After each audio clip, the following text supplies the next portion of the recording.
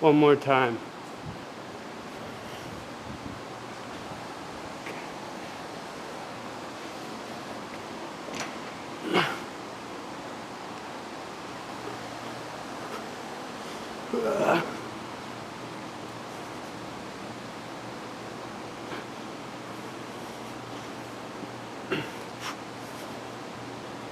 Bar on back, 45-degree back extension, the most progressed we will get with this exercise.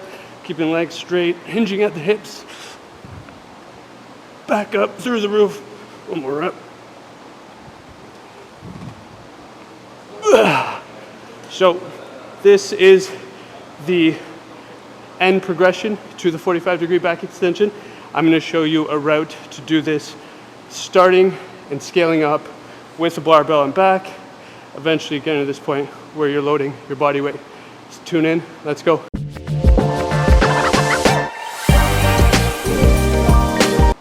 Welcome back and thanks for tuning in. Today we're talking about the 45-degree back extension as our entry point to strengthening the lower back strength curve. Okay, so the lower back strength curve is a series of exercises we can use that target the lower back, and in our opinion, our being ATG, the 45-degree back extension is the safest entry point. And I'll tell you why we're talking about that. So these benches are very common in most gyms, but there are many companies that make their own 45-degree back extensions.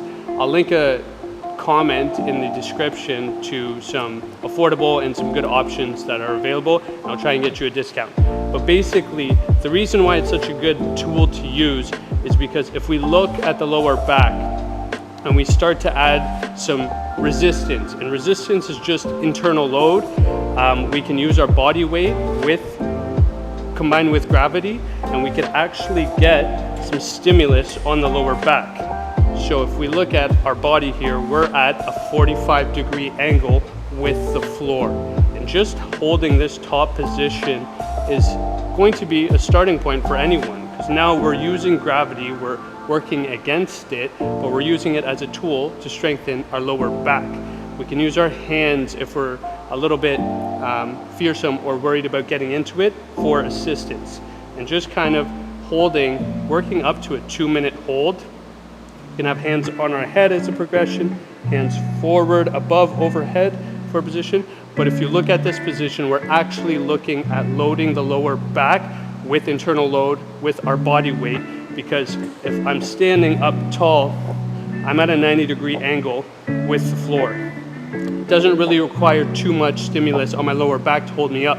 However, if I then lean forward at a 45-degree angle, this is what we consider the safest entry point to getting some stressors around the erector spinae, the lower back muscles there, the glutes, the hamstrings that help stabilize and protect the lower back, and just working up to a 2-minute hold. We could even start with our hand assisted, as mentioned. With time, we want to work to actually hinge at the hips and work a range of motion that's comfortable for us. Okay, so if that's enough there, and then squeezing our glutes to get back up, that's a rep there. We're actually measurably progressing this exercise by going a bit lower, hammering the glutes, hamstrings, pulling back up, okay? Until we can reach a point where we can progress over time to more range of motion. Okay, hinging at the hips, the legs stay straight, I'm squeezing and squeezing back up.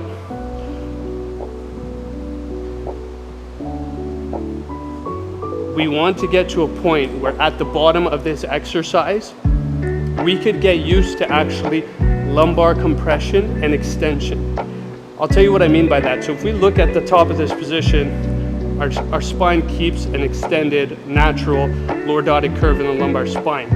As I hinge at the hips and I keep that position, if I want to improve my range of motion and get used to my spine rounding at the bottom, that compression, I can go a bit lower and round my lower back and then go between the both back up to an extended spine.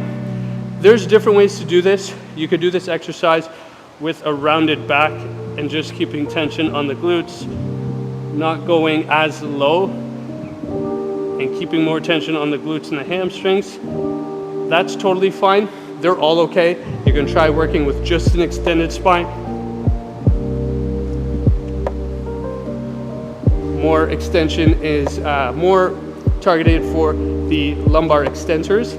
The erector spinae, that's totally fine as well. So we can cycle through all different, none of them are better than the other. We want to work in a way that we're using all of them, we're targeting everything, because we need to take a holistic approach to doing healing our lower back pain. After this, we could start to gain more confidence and actually work one leg. This is going to be great for someone who has a hip shift, a hip rotation, someone who has an iliac crest impingement or pain there, a little bit of scoliosis, something like that, where we're shifted or we're unorganized the spine. That's something we can definitely even out by getting some reps one side, unilateral to the other. Same thing, you can do repetitions, or you can just hold the top. This would be great to start, because now I'm working all this area and this right side of the lumbar spine. I'm getting some good tension there. Okay, holding, working up to 1 minute, 2 minute holds would be a phenomenal target to game for. And then actually loading with repetition. I gotta do the other side. As you know, I'm all about balance. Just getting some good load and some good range of motion while strengthening the lower back strength curve.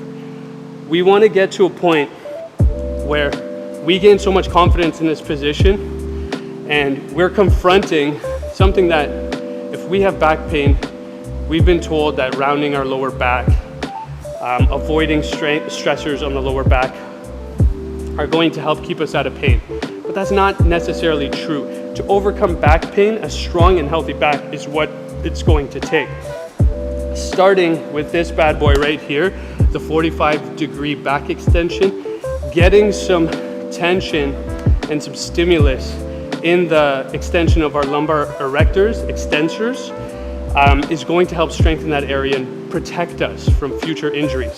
So we want to get to a point, this exercise can be progressed for anyone. Athletes should be doing this exercise.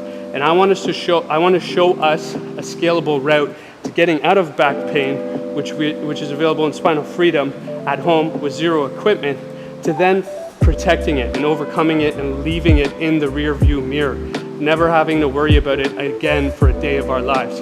In my opinion, strengthening the lower back strength curve is the best way to go. Okay, so we work the range of motion that we can do. We hold at the top to assisted, to unassisted holds, to doing the range of motion that you're currently available to do. You don't have to go all the way down yet, but gradually trying to work to get lower and lower to one leg, to eventually loading with external load. A dumbbell at your chest is perfect to start, to 2 dumbbells,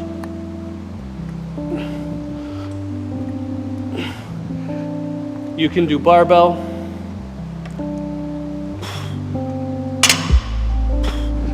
you could do wide grip, supinated,